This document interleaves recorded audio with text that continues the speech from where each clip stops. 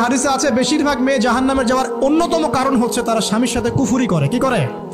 মানে সারা জীবন স্বামী ভালোবেসে যায়, ভরণ পোষণ দিয়ে যায়, সব চাহিদা পূরণ করে যায়, একদিন দেখবেন কথা কাটাকাটি হয়েছে, ওই দিন বলে বসবে যে তোমার কাছে আমি কিচ্ছু পাই নাই সারা জীবন। এই যে কুফুরি, এই কারণে তারা জাহান্নামে যেতে পারে বেশি। আল্লাহ হেফাজত করুন। আমি আরেকটা কারণ হচ্ছে যে বেপর্দা। আপনাকে 4টা মূলনীতি ফলো করতে হবে। 1, এমন কোনো পোশাক পরবেন না যে পোশাকটা আটো ছাটো, যেটা পরলে আপনার গায়ের কাঠামো বোঝা যায়।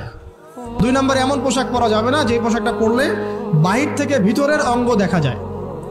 তারপরে 3 নম্বর, এমন পোশাক পরা যাবে না যেটা অমুসলিমদের সাথে সাদৃশ্য আছে। কথা বুঝতে পারছেন? জি, আপনাদেরকেই বলছি, আপনারা জিন্স পরতে পারবেন না, মেয়েদেরকে বলছি, এবং টি শার্ট পরতে পারবেন না। আপনারা ওই যে যা ইচ্ছা তাই ড্রেস পরে বলবেন যে 1000 বছরের সভ্যতা সংস্কৃতি, এসব বাজে কথা চলবে না এখানে। এটা 1000 বছরে কোনোদিনও আমাদের দাদা নানিরা এগুলা কখনো পরে নাই। পড়ছে? আপনার দাদি কখনো এরকম পরছিল শাড়ি? তো যে বললো 1000 বছর থেকে পরে আসতেছে নাকি?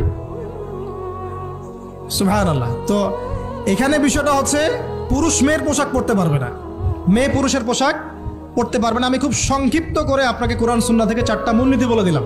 এই 4টা মূলনীতি কোরআনেও আছে, হাদিসেও আছে।